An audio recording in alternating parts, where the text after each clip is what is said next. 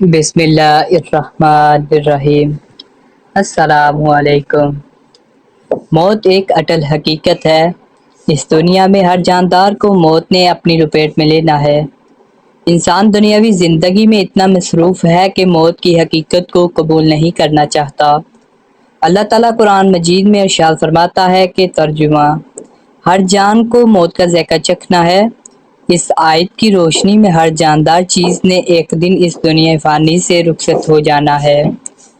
ترمذی شریف کی روایت ہے کہ رسول اکرم صلی اللہ علیہ وآلہ وسلم نے ارشاد فرمایا کہ جب ایک انسان کی جان نکلنے کا وقت آتا ہے تو اس کے ماتھے پر پسینہ آ جاتا ہے۔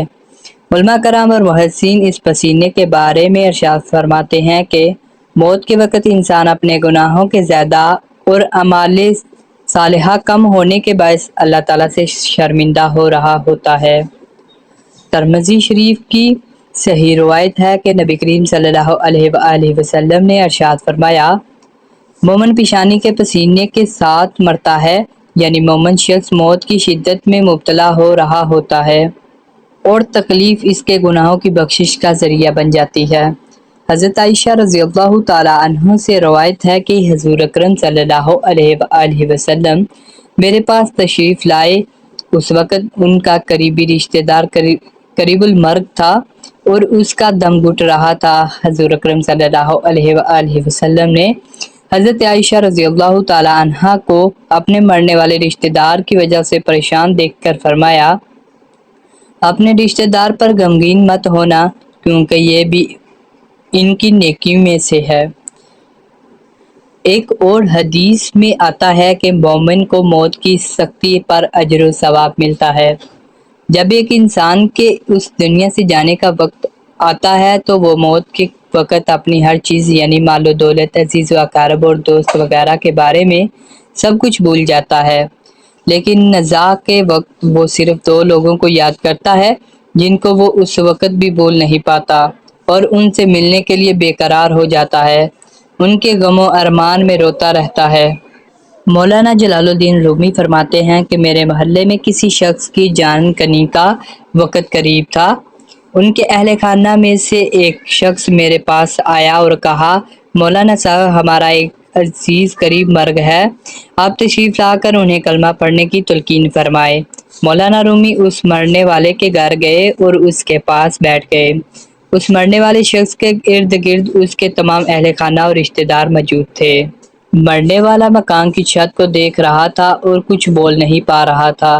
اللہ کے حکم سے مرنے والے نے بولنا شروع کیا اور مرتے ہوئے اپنے بچوں کے بارے میں پوچھ رہا تھا کہ میرے بچے کہاں ہیں۔ مرتے وقت نہ تو اس کو اپنا مال و دولت یاد آیا اور نہ ہی کوئی عزیز و اقارب اور نہ ہی کوئی دوست احباب، یہاں تک کہ نہ ہی اسے اپنے ماں باپ یاد آئے اور نہ ہی بہن بھائی یاد آئے۔ مرتے وقت وہ شخص اپنے بچوں کو یاد کر رہا تھا۔ بچے اپنے والد کی آواز سن کر قریب چلے آئے اور پھر اس شخص نے کہا کہ میری بیوی کہاں ہے؟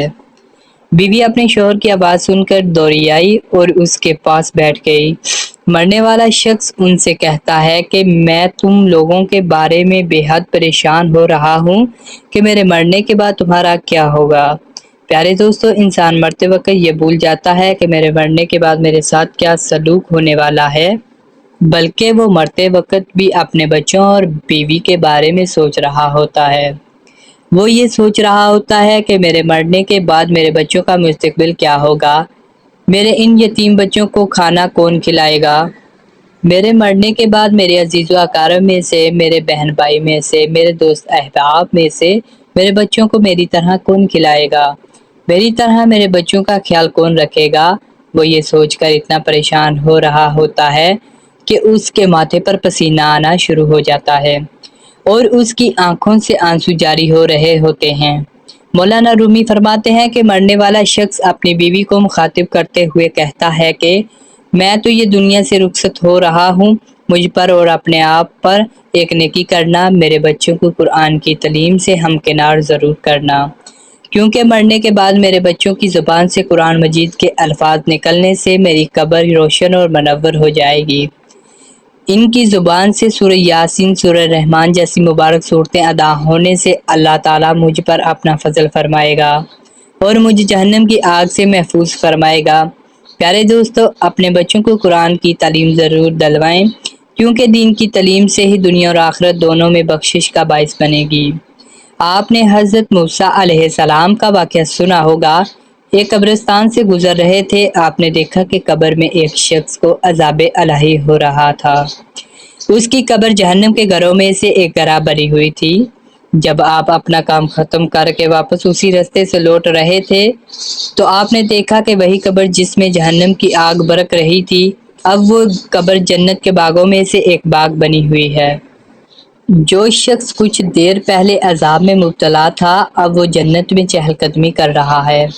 حضرت موسیٰ علیہ السلام نے اللہ تعالیٰ کی طرف رجوع فرمایا اور کہا، اے اللہ، کچھ دیر پہلے جب میں اس قبر کے قریب سے گزرا تھا تو یہ قبر جہنم کے گھروں میں سے ایک گرہ بنی ہوئی تھی، اور اب قبر جنت کے باغوں میں سے ایک باغ بنی ہوئی ہے۔